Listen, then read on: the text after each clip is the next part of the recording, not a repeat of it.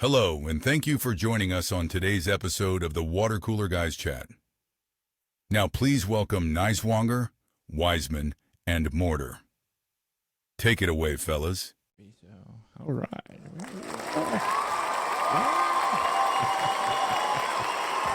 Oh, boy. Hello. Thanks, everyone, for joining us this week. In case you didn't notice, we dressed up extra special for you. Yeah. Halloween episode. Halloween week, at least, for the most part. Great Scott. Depending on when this episode gets published, could be Halloween or day before. So, happy Halloween, everyone. I know Tony loves Halloween. A lot of people do as well. So, thank you for joining us. Great costume, Matt. Great costume. Wiseman, great costume as well. Yeah, thank you. Great costume. Fred, you too, buddy. Thank you, fantastic. Marty, Cousin Eddie. How's the pooper doing? Still full? Is it still going? It's emptied out by now. I've been wearing this outfit all week, it seems like. Yeah. Must have been heavy. It must have been, yeah. Just remember to save the neck for me when you're carving up the turkey this year for Thanksgiving. Clark, save the neck that cat went through all 9 lives. I'd like to get you something a little special. I want to get you something a little special. You know what you need? You know what, Matt, what you need with you right now is that moose shaped the drink cup. of the eggnog. Yeah. Oh, my goodness. I was going to have my cigar, but I was like, I don't know. That's a little hard to talk with it there. So You I need found a that out the other night. moose-shaped cup. Just to have some eggnog on the side, sipping on it. Oh, man. So this evening, or this episode, guys, we will cover some of our favorite board and card games that we have enjoyed growing up throughout the years. And it's kind of a thing of the past, a board game or a card game, family time, pulling out, playing the game. A lot of stuff's done video game-wise now or on the phone. But so we thought we'd kind of list those off a little bit. In reminiscence of, we just had a game night ourselves this last weekend. So we'll kind of share some memories of those that we've had over the years as well. So we will kind of cover those a little bit there. And we have a few other segments that we'll get to, and hopefully you guys will enjoy it. We always start off with a wonderful Monday night Chiefs game that was kind of brutal for the first half. Good defensive game. For a second. They pulled it out. Look like they have been here the past few weeks. Their second half, and it's so weird. It's watching a Chiefs game and not be a nail biter and just nervous from kickoff to the final whistle. We have probably the past 2-3 years. Yes, we've gone to the Super Bowl, but it has not been a easy ride. So, last year we kept making it on doinks and last second things. Yeah. So it's an odd feeling to feel comfortable for the most part throughout the game, and it's almost like they're, accelerating, but not full pedal to the metal, all out offense that they could. It's kind of like they're being a little reserved, which is good. They're not wanting to show their full hand, so I enjoy that. At the offset, though, Pacheco's out. He's out with another injury. Little knee sprain. Yeah, little knee. But Kareem Hunt's been stepping up pretty well in his place. So. He has. He definitely has. So, and then we start off with a little, as we have for the past few weeks, a little agree-disagree for you fellas. Okay. Agree or disagree? Streaming has killed the excitement of going to the movie theater. Agree. I agree 100% as well. Now, it used to be I would look ahead of what movies were going to come out for the year, and I would mark them on my calendar and figure out what weekend I'm going to go see that film in the theater. And now it's kind of like, which movies are worth going to the theater to see? And then it's kind of, if I don't see it in the first month, I'll just wait for it to come on streaming. It'll be on streaming in a month or two. I can wait, So that's how it's come for me. So I grew up watching movies, lots of movies, going to the theater. One of the things that my brother and I would remember is when my dad would stop at a local gas station on our way to Springfield. He would buy a newspaper And if we saw that he had bought a newspaper, we knew he was checking out listings for the theater, because of course the newspaper would have that. And so then we knew, oh, we're going to get to watch a movie. And of course there was a theater in the Battlefield Mall. And so we would go to the Battlefield Mall, and you would kind of knock a few things out. You would go to, they had the pizza place there, or they had like the Chinese, or they had something there. So you'd knock a couple of things out just by going to the mall, maybe doing a little bit of shopping, polish it off with a movie, and then head home. So yeah, when you knew he was getting a newspaper, you knew you were getting to watch a movie. That's now, great. I mean, that excitement, it's just not there. No, it's not. It's a sad thing too. I mean, I still went and saw, Tony and I went and saw Superman. That was actually, I think, the last movie I went to the theater to see. So it's still a great feeling when you do go and enjoy a film, but it really has to be a pretty high production film for us to go and see it. So I'm looking forward to watching the new Tron. I know it's already out. People are kind of giving it some rough reviews.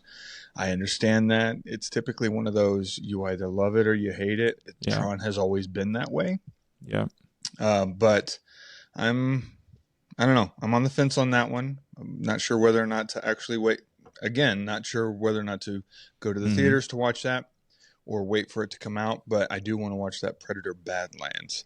Yeah, that looks like a lot of fun to watch that in the theater, especially like an IMAX. Well, and I think part of the streaming too is it's such a quick turnaround from movies being in theaters to streaming. It used to be, I mean, if a movie was in a theater, it was there for 2 or 3 months, and then it was maybe 3 or 4 months after that before it hit DVD or VHS or, Blu-ray before you could even attempt to watch it, let alone stream it. But now, in order to soak up that revenue, it had to get every drop it could out of that before it went over to VHS or went over to DVD. It's just crazy that you can stream from home movies they're trying to get you to go to the movies at. Like I have them all the time pop up on Apple TV, like in theaters now, and you can stream it from home. And it's like, why would I go to the theater when I could pay $20 and watch it from the comfort of my home? Like, that's where I believe streaming has ruined the experience. And that means if I'm going to go to a movie, it's got to be big. Yeah. But I could watch it at home and pause it, like it just ruins the movie. It ruins the movie experience. Yeah. It's cheapened it somehow. Yeah, I agree. I think if the cheap movies, the way that the Palace used to be in Springfield, where you could pay just a couple of bucks and you could watch, it was an older movie. They'd bring movies that had been out for a while. They'd bring it back. I remember my buddy Jeff and we went to the Palace and we watched Monty Python and the Holy Grail, and they were handing out coconuts too.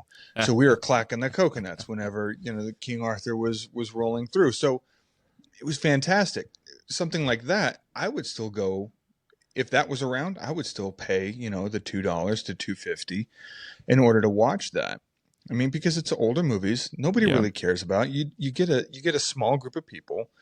It's just a couple of different screens that they're just showing kind of the same thing, just depending on the day of the week, as opposed to the theaters now, where you're paying. Goodness, you're dropping $50 to $100 between the theater tickets and the snacks, or the full-on meal that they'll serve you while you're watching the movie. It's like, now it's a no-brainer. You just want to watch it from home, and so kind of the glamour has been taken away from the movies. Just a flesh wound. Yeah, just a flesh wound. Oh, the good old Black Knight.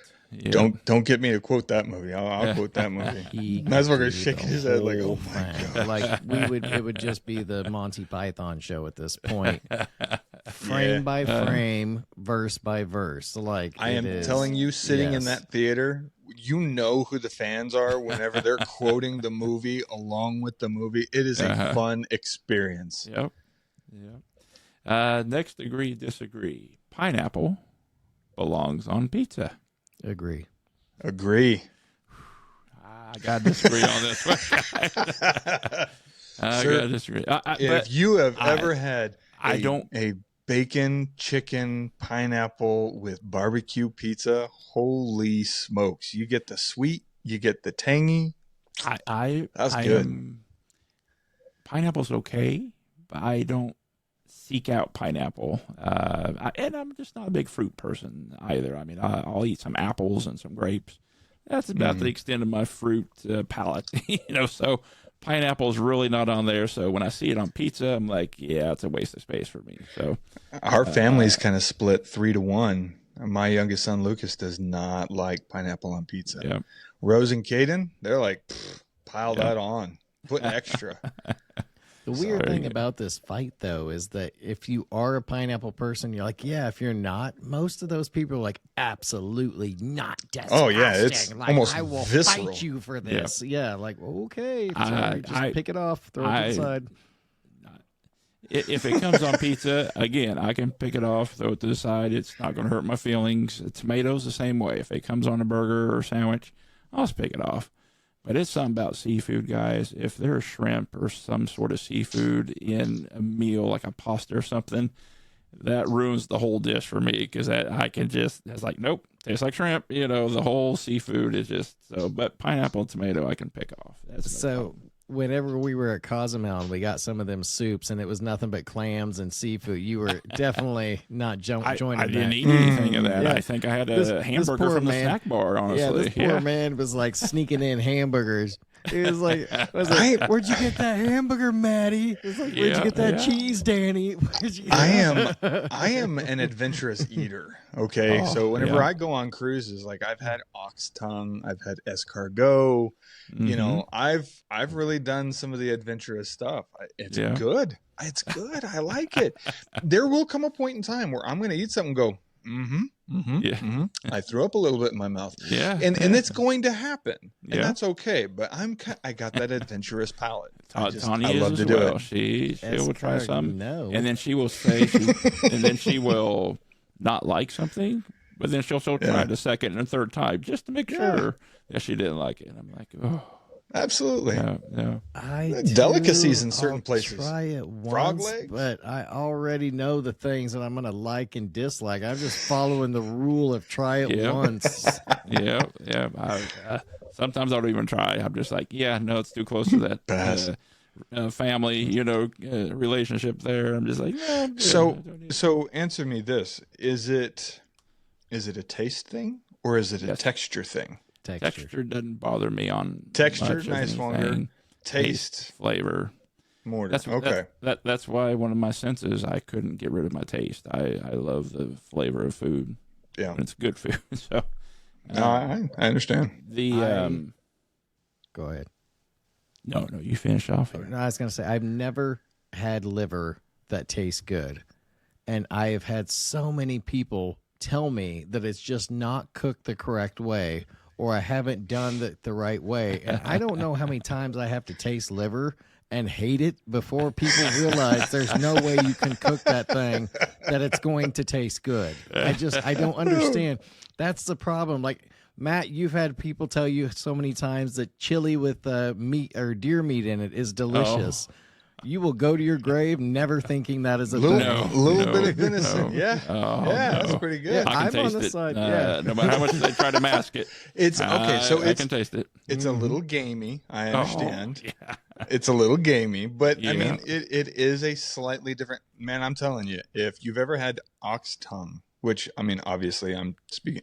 I doubt the two of you, without trying to presume too much, knowing a texture and knowing a taste thing. If you can't handle deer meat, presumption of that. If you can't handle deer meat, I know you're not going to be able to handle ox tongue, because even I had a tough time trying to eat it. And I can at least just say, all right, checking that off my list. I've actually had it, but it is a tough meat to chew. Thinking is that's a tongue, and I'm going to be trying to swallow this, and that thing's going to be velcroed to my taste buds as it's going down, and it's just not going to be great. Listen, for a brief moment, I was bilingual. Oh boy! Wah, wah. In about 5 minutes, I'll get that joke. There's the problem. All right, the last agree disagree here. Hot dogs are sandwiches. Oh, come on. Come on. No. Hot dog is a hot dog is a hot dog is a hot dog. I disagree as well. Yeah. It is not. It's it is not a between sandwich. bread, man. That is the I only look, rule I for get a that. sandwich. Is it has to be get between that. a bread, right? But you wouldn't call a hot dog a hamburger, would you? Would you call Yeah. a hamburger a sandwich? Yeah, Or exactly. do you call a Hamburger's not hamburger a sandwich. hamburger? Yeah. It's a hamburger. It's a And sandwich. the reason why a hot dog is a hot no. It's between No. bread. It's a sandwich. I mean you can have a meatloaf sandwich. You don't have a meatloaf hamburger. Yeah. That doesn't sound right. You don't have a meatloaf hot dog. That doesn't sound right. You have a meatloaf sandwich, right? Mm-hmm. I don't Okay. think You have a that- turkey sandwich. All right. You don't have a turkey hamburger, do you? No, you If we really put it between don't. 2 pieces of bread. No, you don't. No, The you only- don't. The only difference between a sandwich and a hamburger is we just call it a hamburger bun. It's still a sandwich, and it's between 2 bread pieces. That's Oh, it. it's And a hot it'd dog be is like between 2 bread pieces. it'd be Ladies like and someone- gentlemen, ladies and gentlemen, This is agree and we send disagree. this That's to the you. best part of Please this. email us Yes. at twcgchat Don't leave me at hanging. gmail.com. Don't leave Let me us hanging. know what you think. Is it a sandwich or is it a hot dog? It's a hot dog. It'd Do be the like right trying to thing. call cereal. Do the right thing. It'd be like trying to call cereal soup. It is. It's Yeah. a solid food substance. It's in a bowl. Liquid. It's in a bowl. Yeah, but it's not. It's cereal. You wouldn't call it soup. You know you wouldn't call it soup. You're just agreeing with it just to save face right now. Look, it makes sense that it would be a Look. sandwich. I mean, he asked that question to get a response, and here we are. I'm Here in the we mud, are. Matt. Yeah. We wanted to see who was wrong and then who the other two were correct. That's what we wanted to see. Shame them on a podcast. Shame. Shame. All right, guys. We'll roll over to our actual main topic of this week here, and that is favorite board games or card games that we had growing up, or that we still currently enjoy playing from time to time. Nice Wonger or Wiseman, would you guys, or I can start off there with this list if you guys would like, whichever you would like to go. I'll start, and if Matt, if you want to finish and let Nice Wonger be the hot dog in between, that's fine. That sounds good. Yeah. All right, that's a good sandwich. So I've got several of them. All right. I'll touch on a couple, but I'll just kind of throw them out here. One, Monopoly. Love Monopoly. A lot of fun. Rose hates it. Can't get through it. Yeah. Two, those who know, Stop Thief. You guys familiar with that? No? No. Such a fun game. That game, it was in the mid to late 80s, maybe early 90s. You had a gigantic phone that had buttons on it, and you had this board that had different stores. And so you would listen for the hint. You were a detective. Was it And Nice so- Wonger's bag phone he used to have? I don't know. Yeah, probably something along those lines. I was cool. You know? And so you would listen for footsteps, a glass break, making a door opening, making a robbery. And so based on what you're hearing, you're watching, okay, how many steps did he take? That's so many squares on the board. There's a window here. There's a door here. There's, merchandise here. And so then you would try to make your arrest, and then you would plug in, because it's grids, you'd plug in the grid where you think that the burglar's at. And so that's how the game plays. Stop Thief. A lot of fun. Nice. Number 3, Uno. Rose is an Uno shark. She will run the board, and she will do it viciously. No one is safe whenever she's playing Uno. No one's but- on Rose's level on Uno. No. Okay, good. Yeah. Yeah. Tagging on to that, Phase 10. Matt, you introduced Phase 10 to me. That was the first time I've ever played it. And that is a ton of fun. Absolutely is. love that. A lot of laughs with that. So No one's on Christina's level on Phase. no one's on Nope. Christina's No. level. Nope. Nope. And try as I might, I get really close to winning, but Yeah. nope, not I mean, quite. we can call out Christina all we want. We know she's not going to hear this. So we're good Right. there. So Yeah, no, we're fine. She mentioned she'd like to start No listening to that repercussions. so she's not put on the spot next time. I was like, oh, good idea. Yeah, maybe. Another board game, very similar to chess, All the King's Men. You guys familiar with this one? No. Okay, so so those out there that are listening, if you know, you know. All the King's Men is very similar to chess in a certain way, but instead of the pieces dictating how far they go, the blocks will actually dictate how far they go with the arrows. Some point to the corners, some point straight ahead, and so you can play the board that way. Okay. Next, obviously, classic is chess. A lot of fun playing chess. My brother taught me how to play chess, so a lot of good times, a lot of good memories playing that. This one kind of goes hand in hand, Texas Hold'em or poker, depending on how you want to play. I love to play with chips. You know, you play with the poker chips. Ton of fun. Stratego. You guys remember Stratego? One of my top 3 games all time. Nice Swanger says no. Yeah. Stratego's a lot of fun. A lot of fun. Yeah. And trying to place your bombs just in the right place so that you can trigger them, so that you're always wanting to make the other player anticipate, oh, I bet that's a spy. I want to get a spy, or I want to get this or that. Yeah.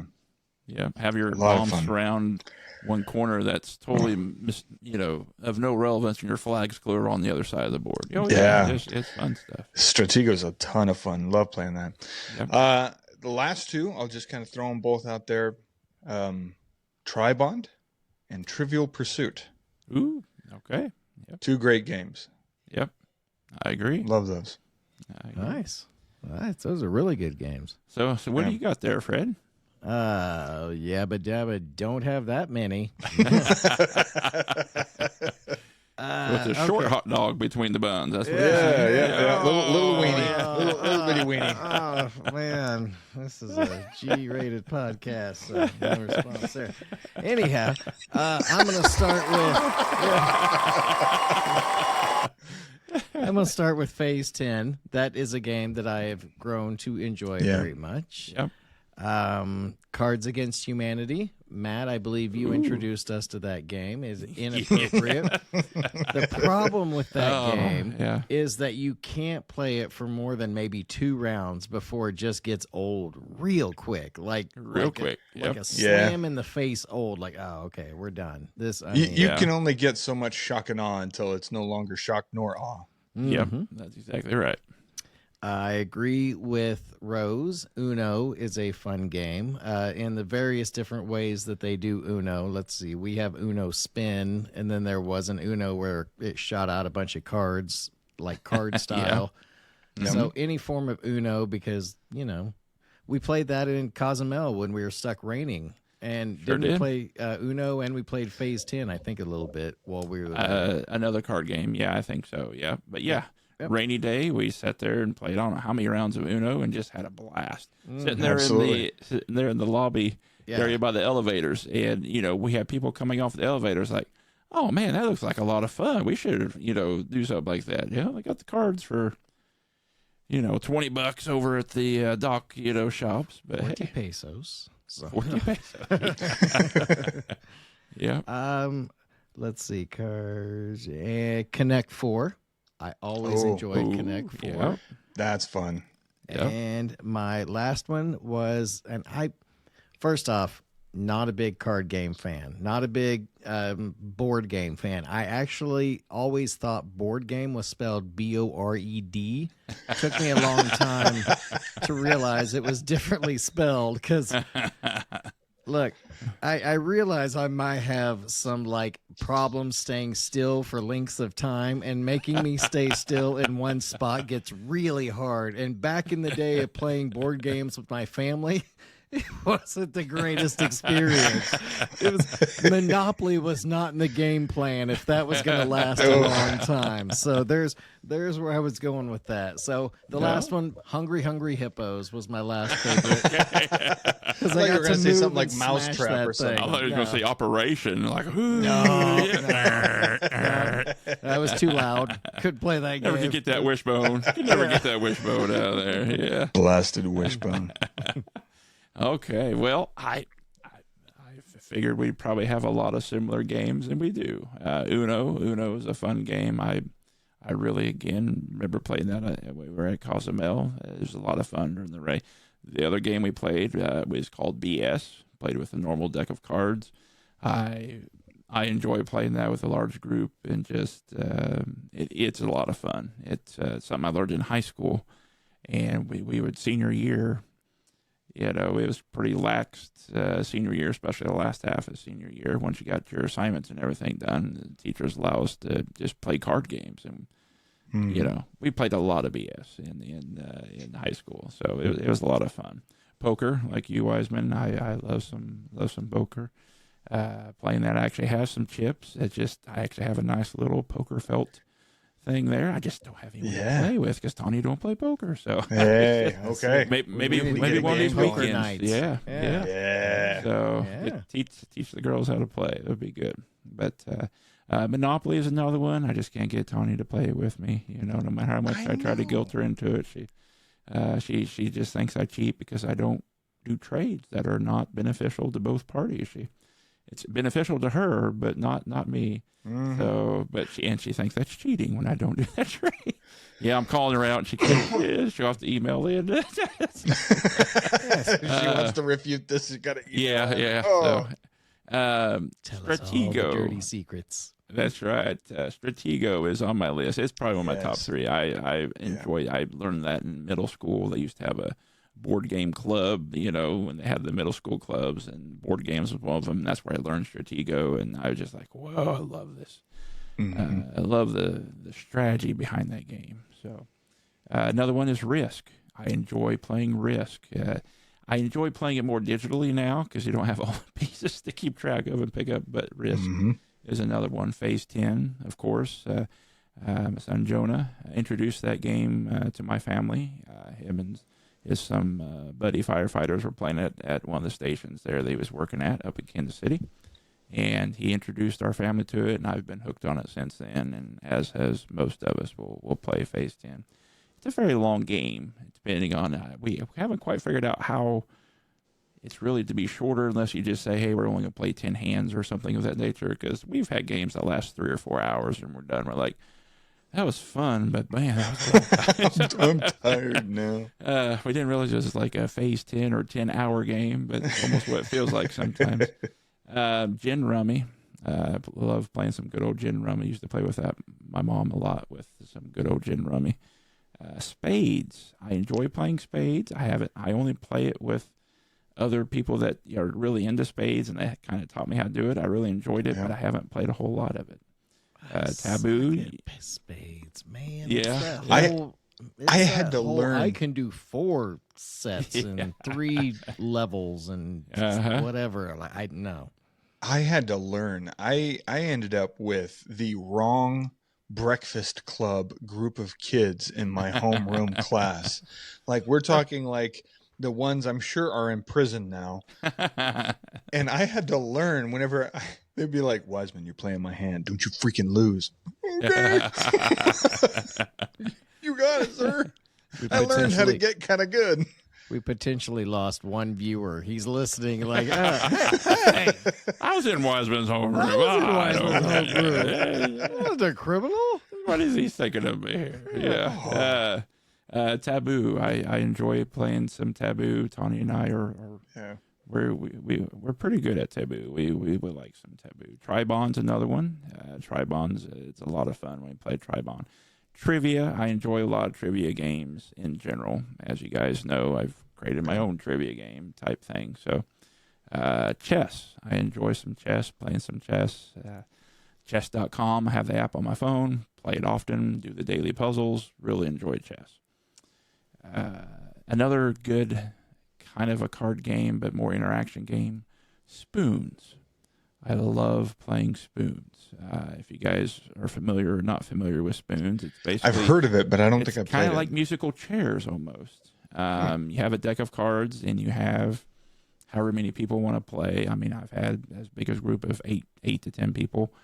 You might need 2 decks of cards at that point in time with that big of a group. But let's say you have 8 individuals around the table. You'll have 7 spoons. equally spaced out in the middle of the table, and everyone's dealt 2 cards, or maybe 4 cards. It's been a while since I played. But the object is to get 4 of the same number. So all 4 fours or whatever it may be. And one person's the dealer, and they start off as the one picking up a card, either keeping it and passing it on to the next person in line in a clockwise direction. So you always got 4 cards in your hand. You're always picking one up, discarding one until you get all 4 of a particular one. It only takes one person to get a set. And then however they want to do it, by reaching out and grabbing a spoon. That initiates everyone else to get the remaining spoons. The odd man out without a spoon, like musical chairs, is pushed out of the game.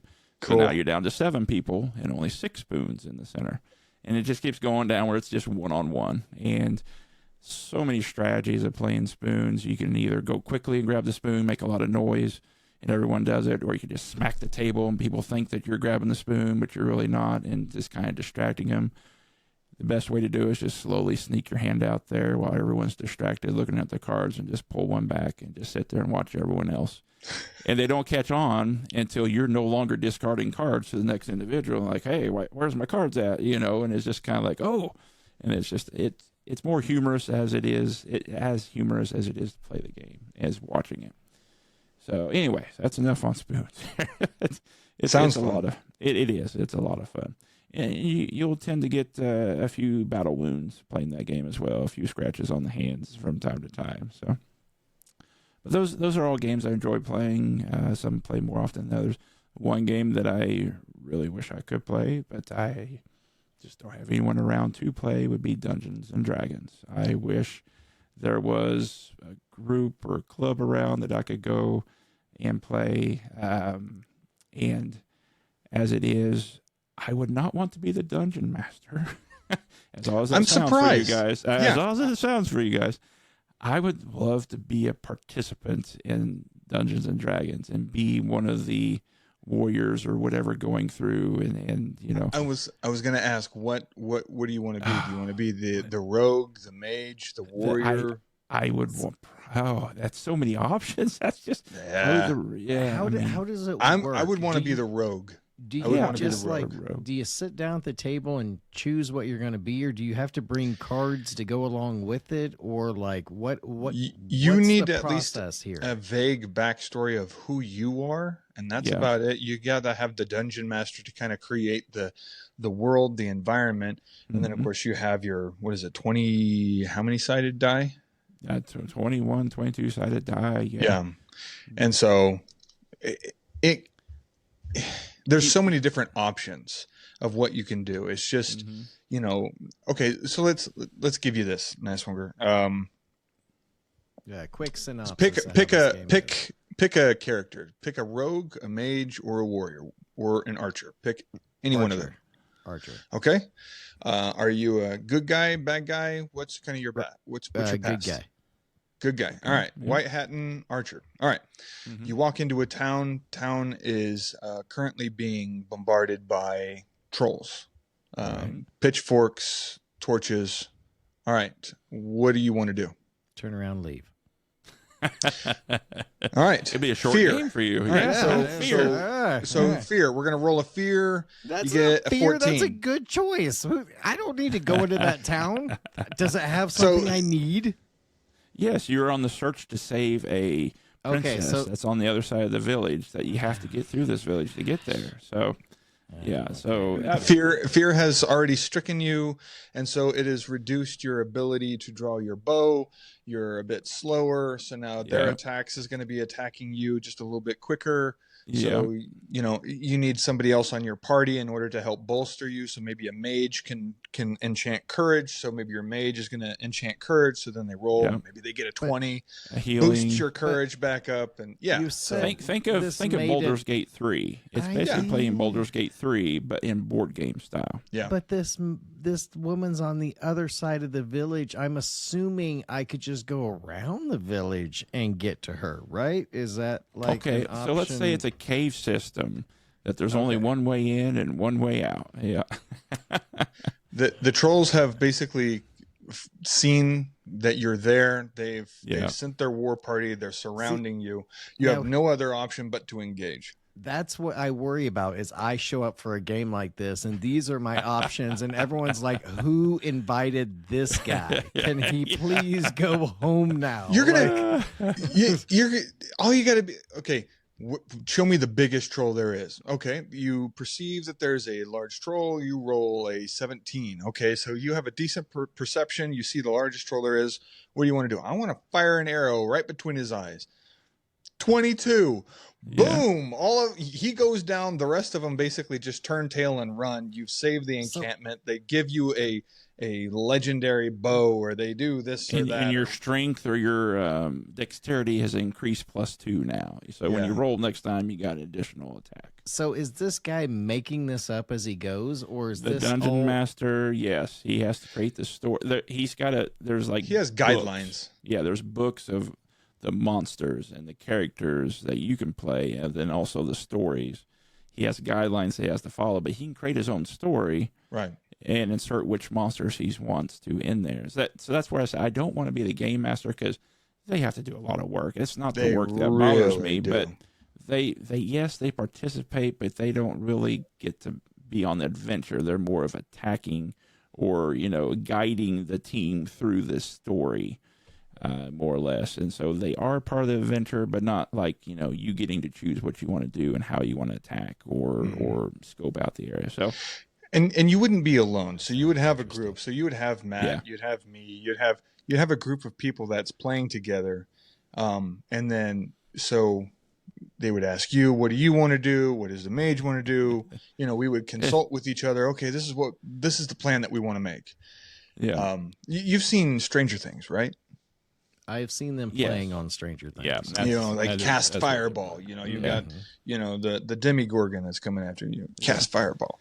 So and it's you got two people here who want to play Dungeons and Dragons who have not played Dungeons and Dragons, trying to explain to the best of our knowledge of how Dungeons and Dragons actually play, and people who actually do play who may be listening are like, man, those guys have no clue. Way off. We want to learn. Please tell us. Invite us to a game. Show us how to play this game. We're all maybe not Fred. He's going to run away. But hey, I made a choice. He's gonna be the one who ends up running the board anyways. He's gonna trip, accidentally fire his arrow. It's gonna hit a troll. It's like he'll be the one that runs the board. Yeah, the nice longer. Is that good? Special. To run the board. Yeah, you cleared out. Yeah.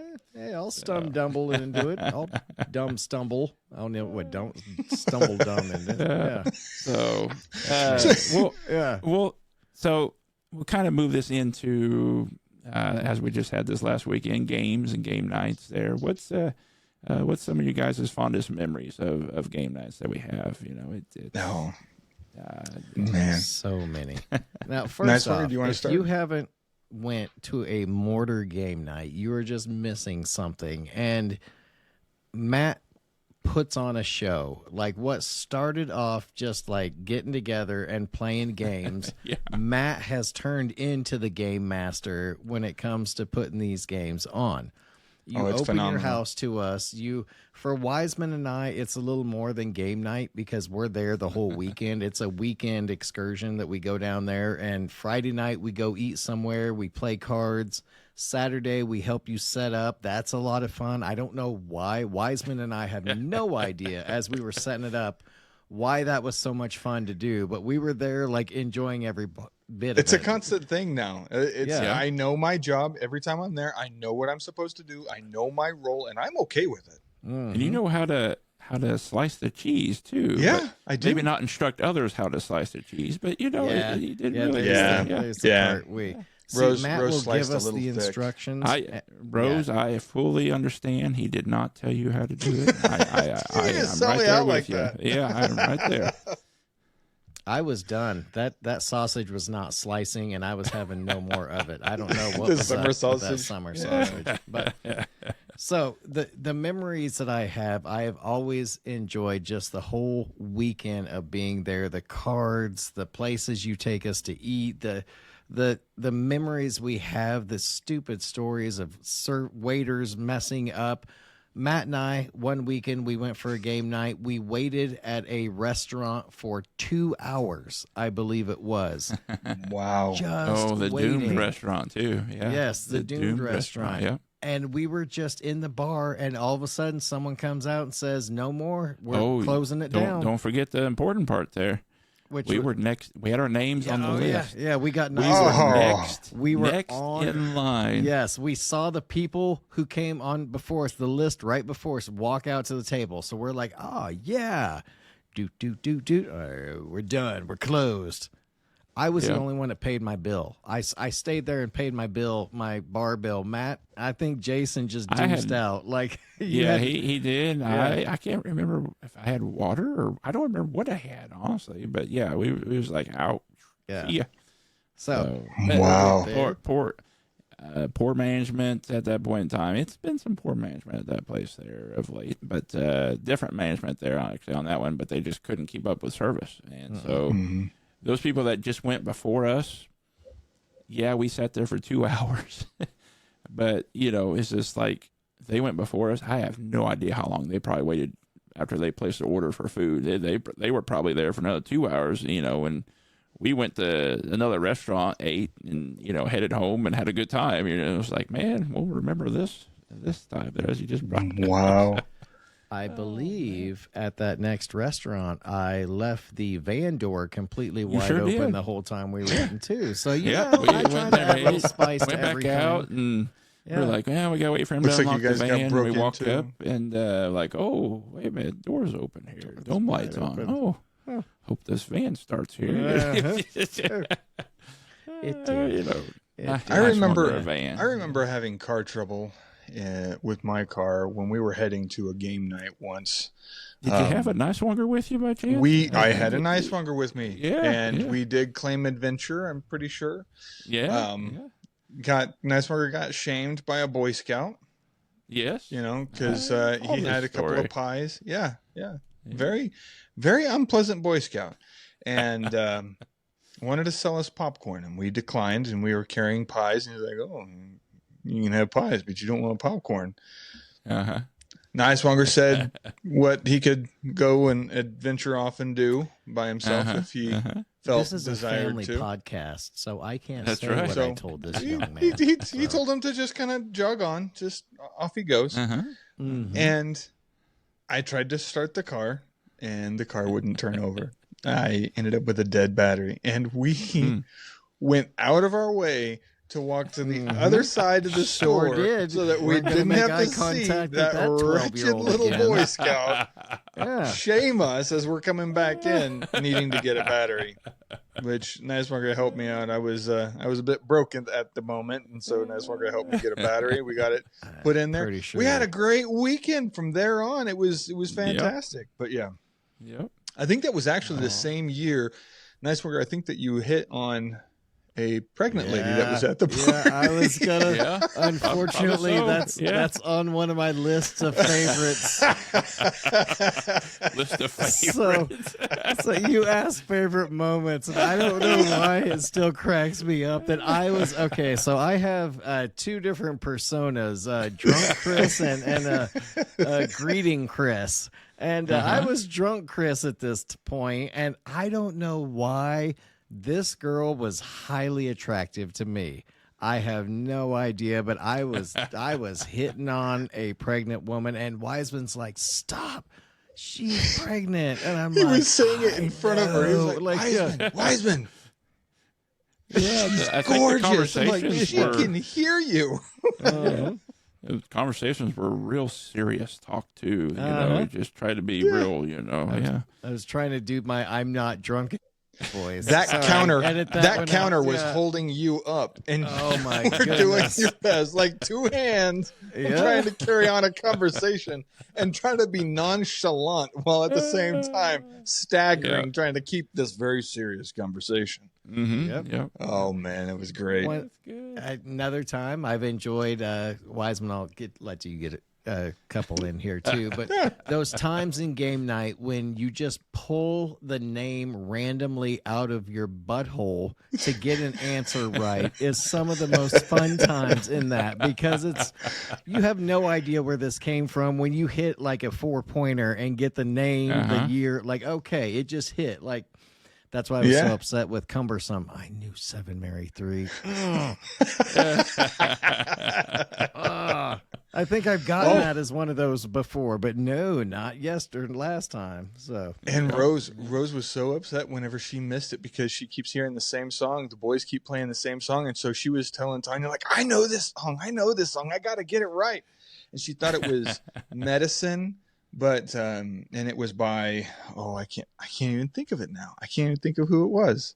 Shinedown, probably. Shinedown, yes. Shinedown, yeah. And she was calling it Medicine, yeah. She was calling it Medicine, and that, of course, that wasn't the name of the song. And then I think Tanya was saying it was 2008. And I was like, no, I don't think it's 2008. Turned out it was 2008.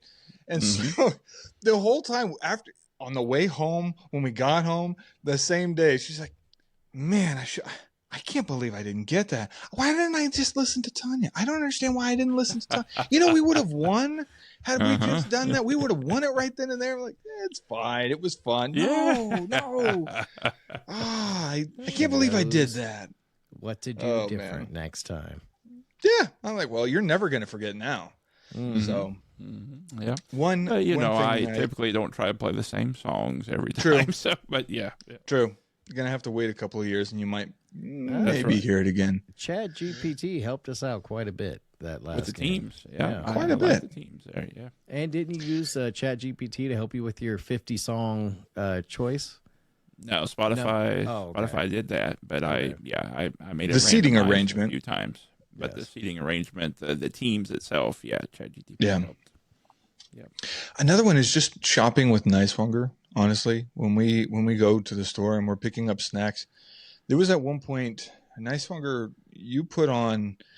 I have video, by the way. So Matt, if you ever want to watch it, I can share it with you. But Chris puts on a T-Rex mask that opens its mouth. I have seen. Yeah.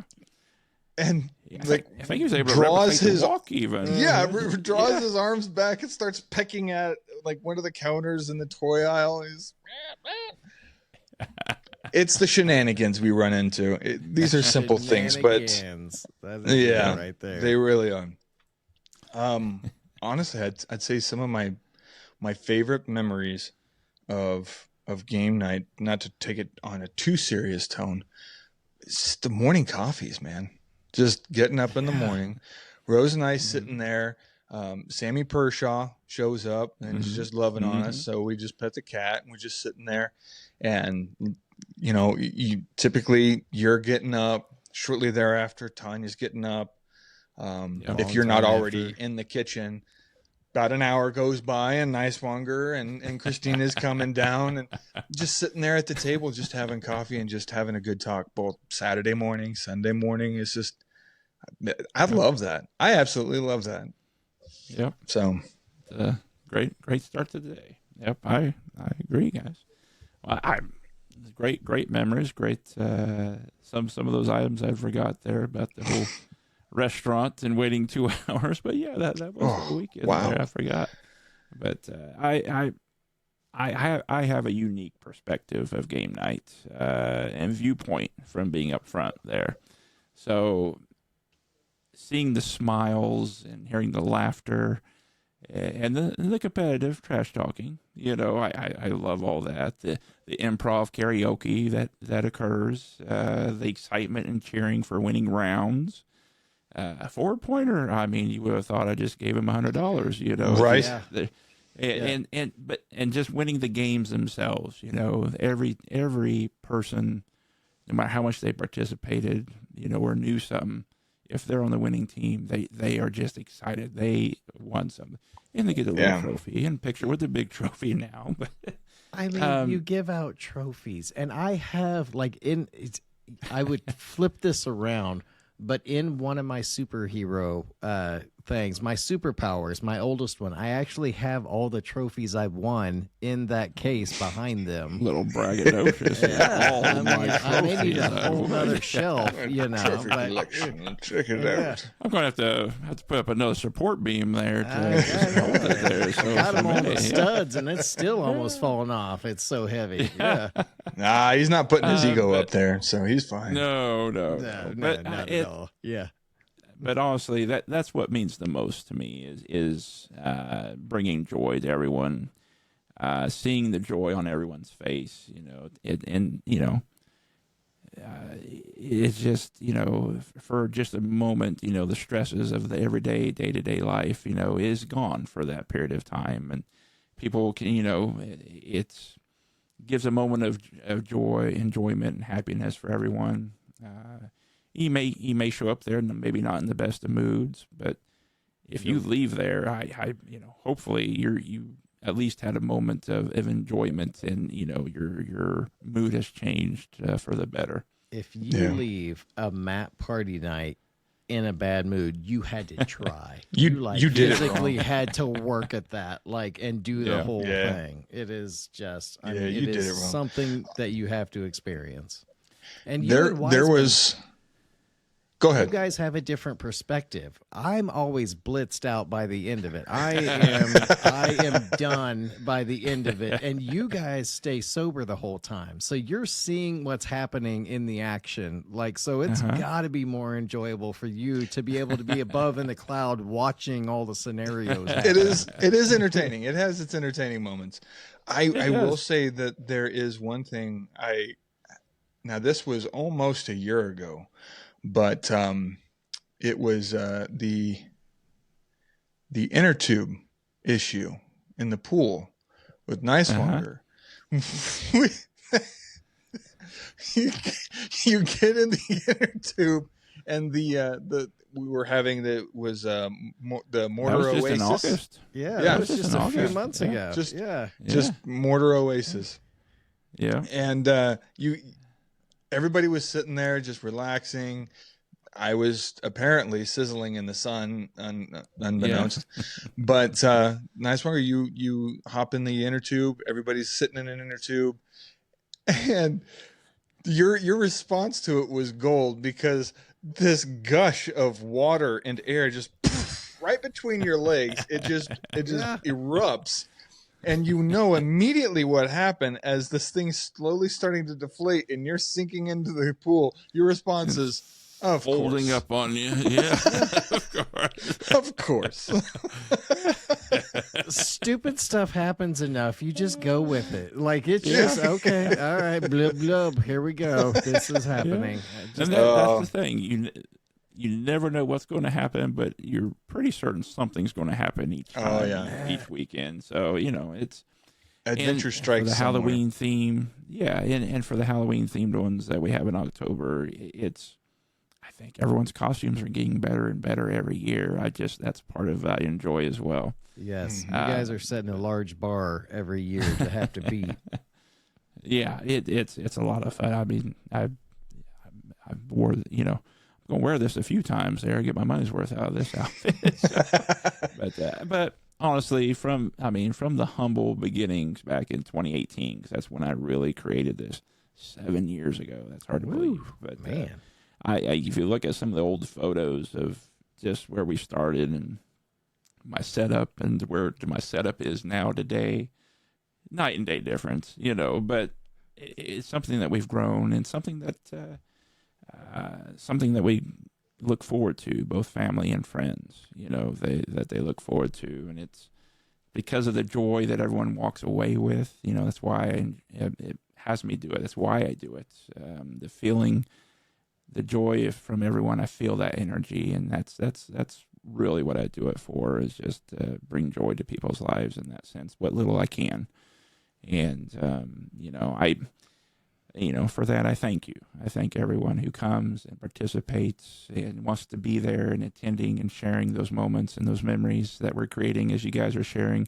I'm sure others who are there, have their own thoughts and memories of the game nights themselves. And so it puts a smile on their face, and you put a smile on my face as well. So thank you for everyone who attends, who's able to come, and one of these days we'll have a bigger venue to where we can have more people, but we're kind of limited on headspace now. So I can't wait to see the Manatron on the on there when everyone walks through in teams, and there's just and now welcome. Yeah. I feel like it's going to be 1997 Chicago Bulls as we walk through, mixed with the WWF back in the day. Like this is it's. I got the lights now, fellas, and Tony's got the fog machine for the Halloween, so we're getting closer and closer here. I can say.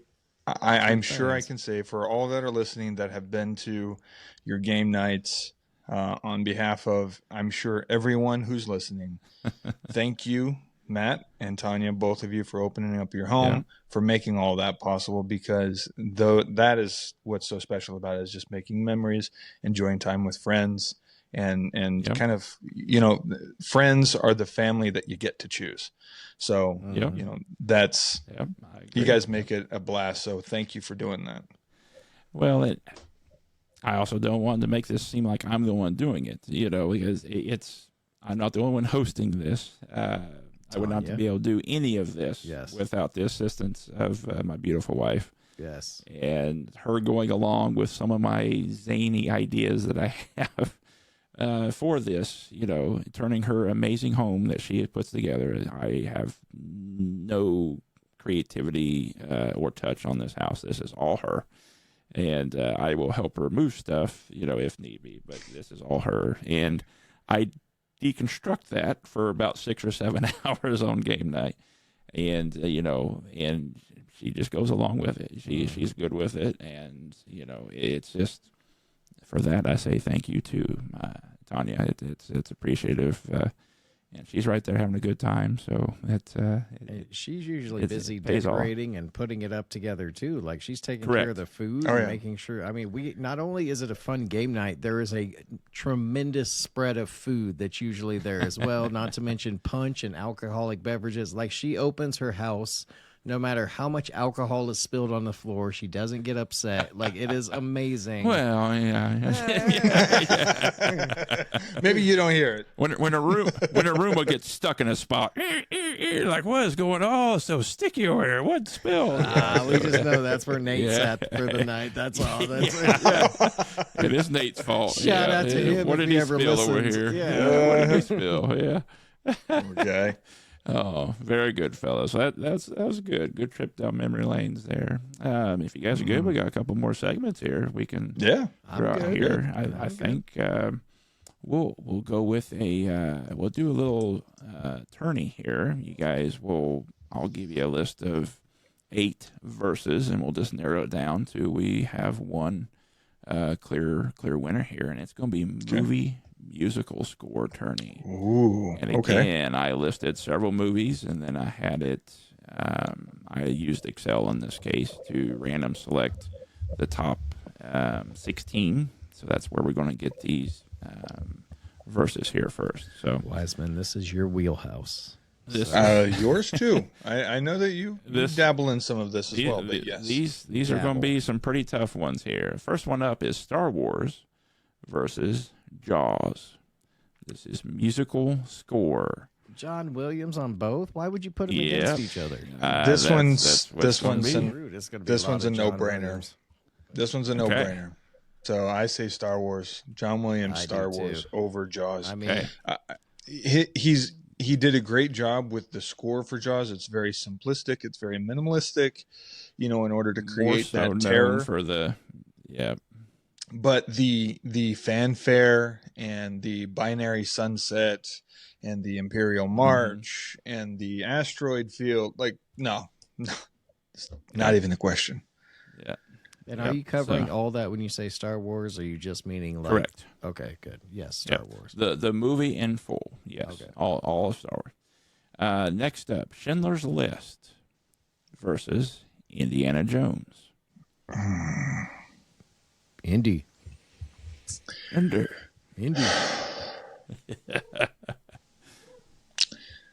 That one's tough. The great Itzhak Perlman, that solo that he plays for Schindler's List, and for that to be such a near and dear for John Williams, it kind of makes it near and dear for me as well. Seen Schindler's List. Easy. I'm trying not to say. No. Nope, not gonna say that. Not gonna say it. Listen, No, you were about nice to say you're Swanga. surprised I didn't see that movie. I haven't seen all the German movies, okay? I was just gonna A-hole. say, like, look back in God. like some of the family. You got some like There's some things I'm ashamed of, okay? Don't bring that.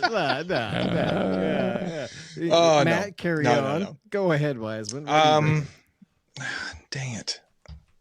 Well, okay. I'll have to say Indiana Jones as well. As much as I am a fan of Schindler's List, and I think it's a fantastic score, I'll have to side with Niswonger on Indiana Jones. I'm there with you. Next up, Don't care. this one should be a no-brainer, but we'll see. Jurassic Park versus Superman. Yeah, I knew Superman. No brainer. Yeah. You're gonna make me go on. I guess Jurassic I'll have to. That's a hard one I'll- with Jurassic Park, though. Like, Yeah.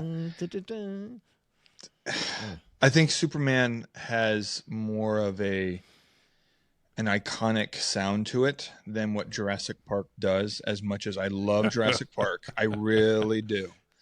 Superman has more of an iconic sound to it that John Williams has put there. That it's, depending on the person, if you hear somebody who doesn't know Jurassic Park, if they hear it, they're not going to know it's Jurassic Park.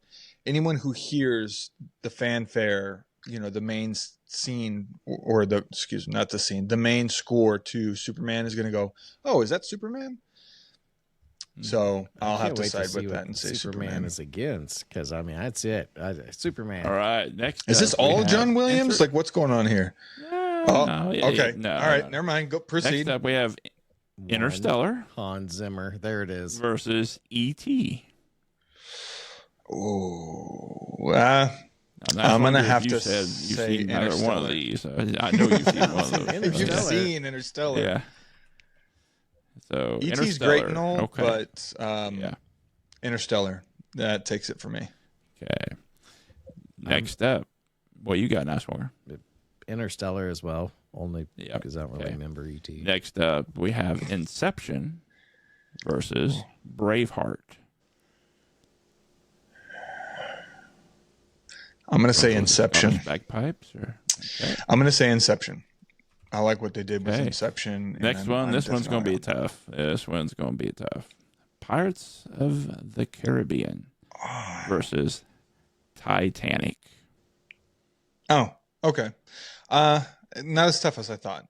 There's a lot of iconic sounds that come from Pirates of the Caribbean, and so especially with the was it 5 movies, 4 movies, 5 movies that both Cloud Badelt and Hans Zimmer both did in that for that movie on those scores. I'd say Pirates of the Caribbean.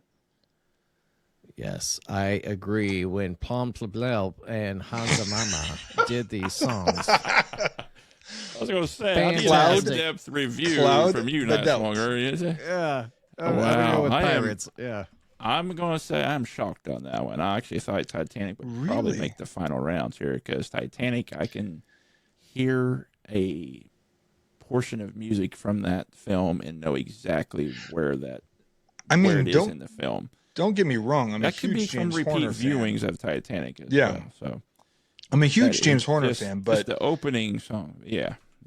hearing Jack Sparrow's So- intro or hearing the crescendo to the love song between the two love interests, Orlando Bloom's character. Calypso. Oh. No, but well, I mean, you do have Davy Jones's theme. Like, you have so much there, whereas Titanic, It's very similar. I'm just throwing that out there for everyone listening. I would have voted for Titanic, so don't be upset with me. You can be Sorry, upset James with me, Horner. fellas. I like your scores, but I like this one better. Bring it, Tanya. I believe Yeah. that. Next up, we have. You had some people upset you guys didn't have Dirty Dancing going a lot further in the iconic '80s film as well. So yeah. So What was that against? I can't remember. I don't even It didn't remember. last. It didn't go very far. So next up, we have Gladiator versus Harry Potter. Harry Potter. Yeah, I'll have to say John Williams takes this one. Rocking Next out to some up, we headwinds. have. Yeah. Next up, we have Lord of the Rings versus The Godfather. Godfather really only has just that one theme, so I'm going to say Lord of the Rings. Okay. I'm going to say Lord of the Rings because I have not seen Godfather. That's, I know that. Next up, we're into the second it, round, man. fellas. This is going to be some tough ones here. Star Okay, Wars yeah. versus Indiana Jones. Star Wars. I mean, I love Indiana Jones, Star but Wars. I cannot. Yeah. Yeah. Next up, we have Superman versus Interstellar. Superman. I'm outnumbered on this one. I see it on both y'all's faces immediately. No, that's not entirely true. I'll actually lean Superman for you as well because I think it is more iconic. Again, people, this is Interstellar all day long. For Now, me, so. Yes, what but if is you your listen, base? blind What is your listen basis? test? Yeah. What is To your Interstellar? basis on this? No. On the comparison, what's your basis on this? Of what's your favorite or what's the more iconic? Most iconic. Well, iconic all the way through, not just the main theme song. Iconic all the way through the film. Can you say Superman film has more better musicals? I hear you. compared to I hear Interstellar? you. I hear you. I understand. And I would And really, even say Interstellar Superman- has as comparable Superman main theme. I don't know, Nicewonger. Tell me that. I mean, it doesn't. he has. Tell me that it doesn't. He has us there on that one. Superman has the main And that's theme, how but I would have- beyond I that, would- there isn't anything else that really stands out besides the main theme. There's also the Lois Flight song Okay. where it's like Really? I couldn't recall that off the top of my head. Can anyone else? I don't know. Yeah, no, he's right. He's right. Interstellar. No, And that's how I he's hope right. you guys are There's- voting on all these as well. You there's know, the- as a I've movie. been. I There's have the been. Yeah. I've been trying to There's think the- of the more iconic, but sheer number whenever on he's in the Interstellar's field, pieces. you know when he's Uh, playing, you- the music is playing and he's in the field. You and know, and the whenever kryptonite Tars is trying flashing. to. You know, whenever Tars is trying to align with the lock ship as on. it's spinning out of control. You know, whenever he, like at the very beginning when he's trying to chase the drone. You know, whenever he's trying to only reach reason out to I'm- Murphy. Like there's And when they're on the water planet and the water tick, planet tick, and the tick, tick. yeah. Is this some? It's because, Yeah. as Matt, you said, Interstellar. I've watched Superman far more times than I've watched Interstellar to understand this or get to know it like you guys have. Your Yeah. Interstellar is my Superman. Like I know these Yeah. songs. Like there's a different sound whenever the Fortress of Solitude's being made. Like there's a difference. That's true. And I That's guess, I that's guess true. my Titanic is your guys' Pirates. You know, I've seen Pirates often. I would still pick Titanic over Pirates because I have more recognition of the songs in Titanic. I could place exactly. If I were to hear a Pirates sound piece, I would be like, what part of Oh, the I could place every movie was single that one of in? those. You know, so Yeah, I could place every So, single one of But those. could you do that with Titanic? So then that you know that kind of I mean, some of them, kind of yeah, ways but- you know. And just yeah. like you said with Interstellar, you guys know exactly where everything is. I know where things are based on, but I will accept Interstellar beats Superman begrudgingly. Thanks to all right. democracy. Well, I didn't have Titanic. At least I got Interstellar moving along here. That's what we have. Inception versus Pirates of the Caribbean. Oh crap! So two Hans going off against each other here. I'm gonna say Pirates beats Inception by a little bit. there's more iconic sounds to it than Inception. Right there. Yep. Hmm. Next up, we have Harry Potter versus Lord of the Rings. Harry Potter.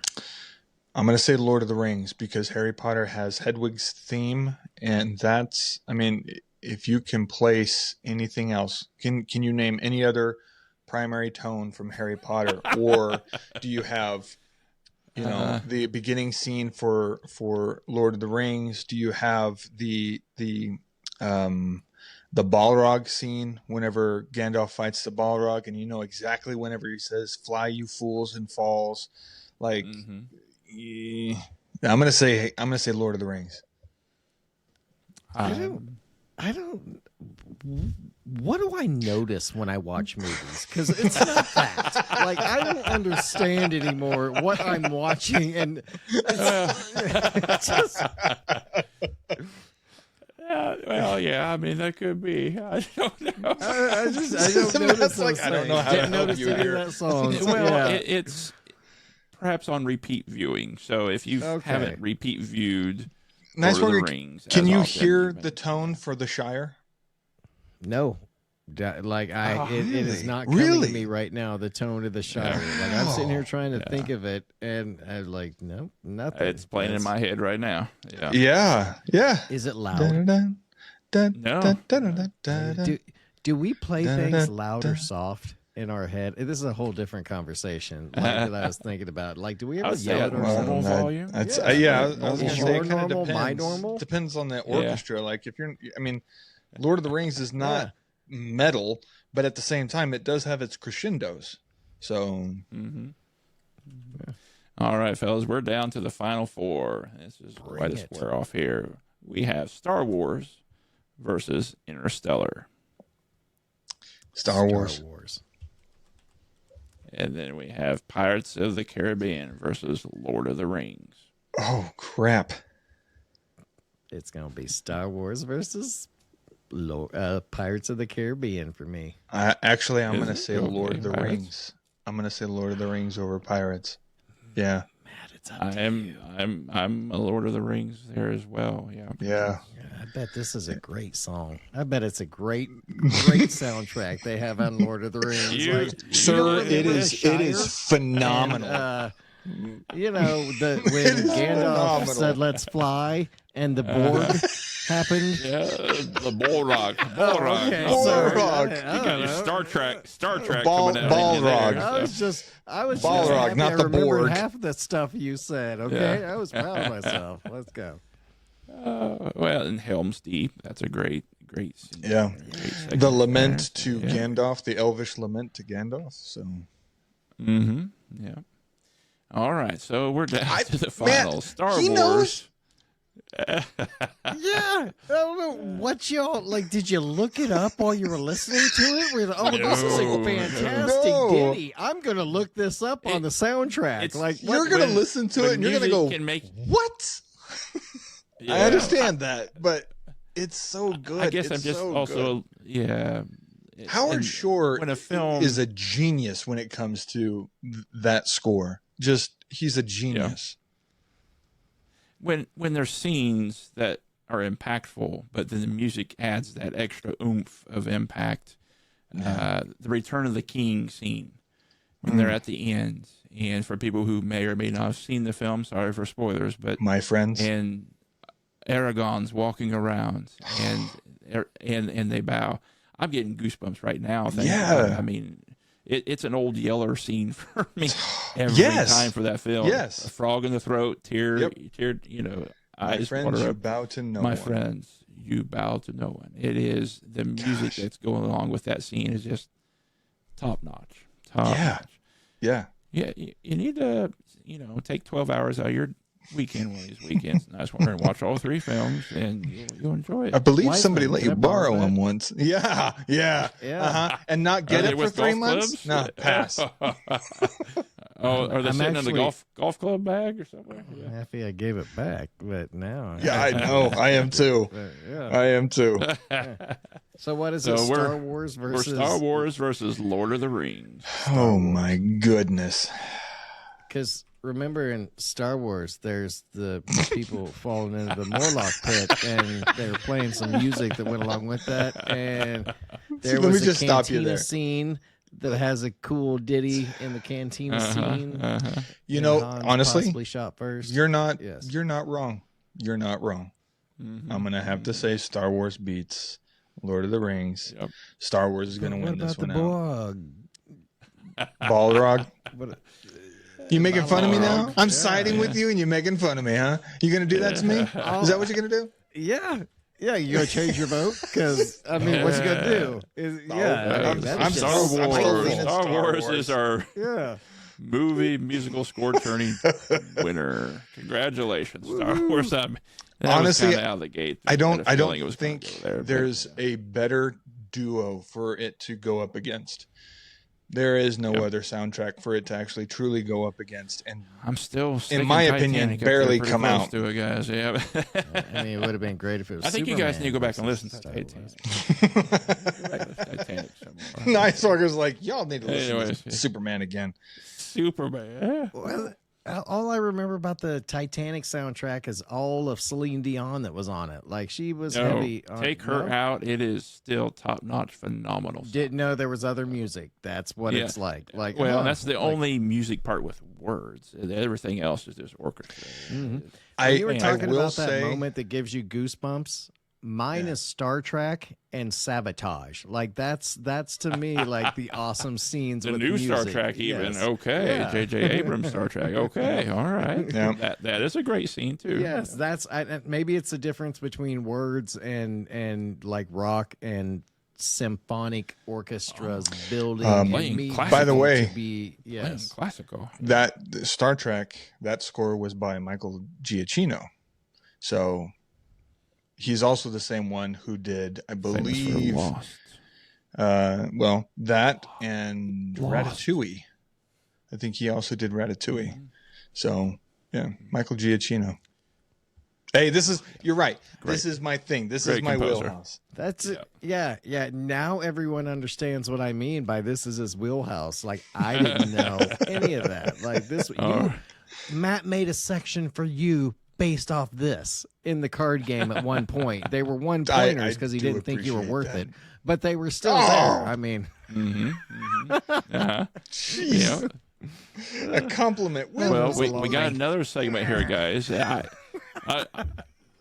We'll squeeze in another one or two segments here for the week, but I don't know if you guys will be good at this segment Okay. because I don't know. That's fair. your- I understand Your that. viewership argue of it. these particular movies, but rom-coms. good call. You guys may or may not have seen all these rom-coms, but I'm going to ask you to blind rank 10 rom-coms.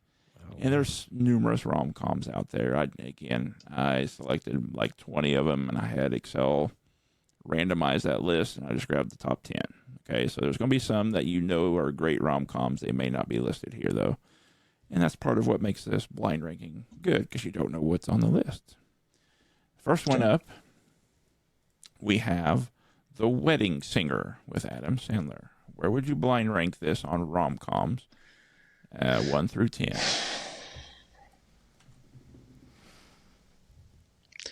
I mean, I've Both have seen seen better this movie, when it correct? comes to I've seen better when it comes to a rom-com, so I'm going to put it a little farther down the list. Nice Wonder, what's your thought? I was thinking So- 6 or 7. So let's say 7. Is that good? I was thinking 8, so 7. Oh, all right. We can go even lower if you want. I messed No, up. no, no. I messed it Seven's- up last time. So okay. 7's good. Seven. 7's good. That's a solid. All right. Now, is this going to be one of those 2008 things where you wish you would have gone with 2008 instead of not?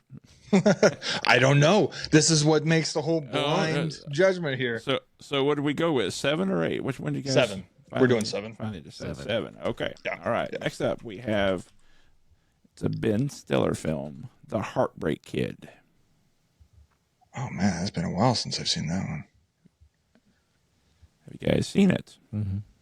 Okay. It's been a while. Is that Jennifer Aniston? No. All right. Well, then I'm a. No. The Heartbreak Kid. This is where he. Maybe I haven't seen it. This is where he ends up meeting someone, getting married rather quickly, then going on a honeymoon, and he finds out along the way that he's really not that compatible with this lady because they married pretty quickly. And on their honeymoon, they're at this resort, and he runs into this other lady who's there with her family and finds out, he's very compatible, likes this other lady quite a bit. And so he's trying to do the quick. So none of that sounding familiar to you guys? Or I think I feel like I've watched this movie. Yes, it feels 80s. Yeah, something. Yeah. Nice one. Eight-ish? You say 8ish? 80s. 8ish? Yeah. Okay. Mm-hmm. Yeah, that's fine. Next up, we have Along Came Polly. So this would probably be the Jennifer Aniston film you're thinking of with Ben Stiller. Yes, I believe that one was. And the little ferret that he runs into there. She has a little ferret that she has on a leash from time to time. It also has, I think his name's, I can't think of his name now off the top of my head. He is the washed-up actor from the 80s film, but then he keeps trying to get into acting, ends up in this local play of, and he thinks he's the big name on the ticket and everything. I can't think of his name, though. Off the top of my head. Wiseman. Sad to say. I can't remember who it is either. 6. Polly. Ooh. You guys are... Yeah. You guys are leaving the top I'm of the saving board 9 and pretty 10. wide Yeah. open. Yeah, because 6. Next up, we I've seen have... quite a few, but you said Along Came Polly, right? Yep. Next up, we have Forgetting Sarah Marshall.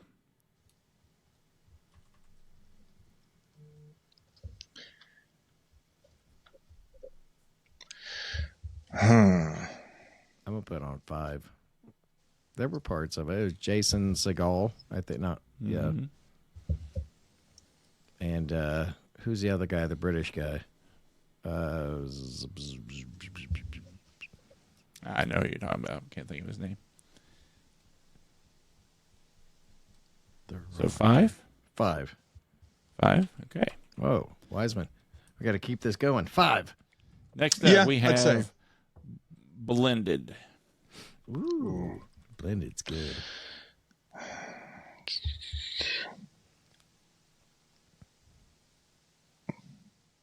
From 3. What do you think? Nice one. 3. I was going to go 4. 4. Okay. But, all right. Yeah, that's fine. But I don't know. I Okay. don't know. We'll go 4. All right. Next up, we have Crazy Rich Asians. Now, see, I haven't seen this one. Oh. Okay. This is, yeah. 9. Oh, this is hurting my heart right now. But all right. I can't Crazy give Rich it a high one because I don't You guys know haven't it. seen it. You guys got to watch it. All right. Recommend it. Highly recommend it. It is. It's good. All right. Next up, we have 50 First Dates. All right. There we go. All right. Number 2. Really?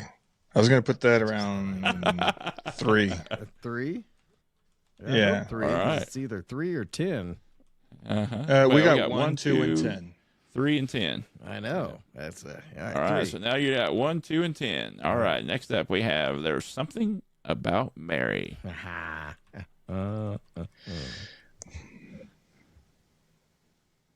You like this one? Is it a 1? Yeah. Is it a 1 and 2 on this list, or is it number 10? It's number 2. All right. All right. All right. Next up, we have How to Lose a Guy in 10 Days. Good old Matthew McConaughey film. You know what? I'm going to say 1 on this one. Kate Hudson. 1. All right. Take 1. Yeah, that one's a good one. I really like that one. I was going to put that at 10 and just go with it. Just go All with right. what 1 was. Oh, you think just go with it? Is that number? No, the I last was one just on the going list? to go Yeah. with whatever number 1 was about to be. Well, Yeah. this last one here is 27 Dresses. All right. We didn't do too bad there. Yeah. So you guys have number 1, How to Lose a Guy in 10 Days. Number 2, There's Something About Mary. Number 3, 50 First Dates. Mm-hmm. Number 4, Blended. Number 5, Forgetting Sarah Marshall. Number 6, Along Came Polly. Number 7, The Wedding Singer. Number 8, The Heartbreak Kid. Number 9, Crazy Rich Asians. You guys really need to watch that film. And number 10, 27 Dresses. So very good. Yeah, Good job. I'd say that's fairly solid. I guess we have our homework. All right. Well, we'll maybe get maybe one more segment in here, and then we'll, if you guys want, or we can. I might save that for next week. Actually, I think that's looking good for next week. There, yeah, we'll be using ChatGTP on something else, and I'll let you guys know what the versus scenario is at that point in time. It will not be comic book characters, so it'll be something else that we'll do a little draft with. It'll be fun, kind of like you guys did prior. So okay, all right. With this being Halloween week and or being released on Halloween day or day before, do you guys have any fond childhood Halloween memories growing up? Fred may not, because it didn't exist back in his day, or his Bedrock may not have celebrated Halloween back in his day. I have a fond Halloween memory. Okay. As you well know, since you've known me many years, Matt, I did not celebrate holidays as a child. Yes. So there is one particular holiday or Halloween that I remember fondly because it was snowing outside and I was heading to church and I was warm in my car. And it was one of the only times when I realized I was in a more better spot than all those people outside who were having fun trick-or-treating. So I was like, jokes on you. That's my one fond memory of Halloween. Yep. I have a couple. Anything, Wiseman? I have a couple. There's one where I was really young and I was dressed up as Spider-Man, and I had a plastic, the only covers the front of your Good face. old plastic mask. Yeah. The strap breaks, and then you're basically just a maskless Elastic strap. Spider-Man. And your face is just putting covered out in your sweat pumpkin. from the plastic. Yep. Yeah. Yeah. Mm-hmm. So those things hot. Oh, yeah. Well, I mean, you're constantly breathing onto plastic, and so there, it's not. It doesn't quite release the oxygen so much, and so you just end up with like this condensation. Yeah. Especially whenever on Halloween night it's particularly cold. But we would go down one of the main streets, that would give you a full candy bar, and of course it was one house, one particular house on the street that we would go to. Every kid would go to because they knew they got a full size candy bar there. There were certain roads that you wouldn't go down because you knew you were going to get like an apple or an orange, and they didn't even have like the little bite-sized candy bars or anything like that. So or like, skip that one. Yeah. Dental floss, something like that. Yeah. Another one was whenever we started to get a little older, and we were handing out candy, I thought, great, my life is ruined. My childhood's ruined. I'm not going to get to, go trick-or-treating anymore. But I'll never forget, my dad turned on The Simpsons, and it was the Halloween special Simpsons, like the ones that you really remember and you have a blast. So here we are, we're eating out of the candy bowl. So, I mean, you basically have your spoils of candy that whatever the kids haven't come and taken from you, you're still eating out of that gigantic bowl, but watching the Halloween special of The Simpsons. It was fantastic. I loved it. Yeah, very good. Well, I'm like you, Wiseman. I remember the plastic mask and just the sweat and condensation from underneath because of cold and just running down your face, and the plastic outfit that was in. And I remember just growing up, going house to house. It just seems like a thing of the past now. Churches do the trunk or treat. Right. Everyone goes to that, gets the big sacks full of candy, and rarely do you see kids out going door to door now.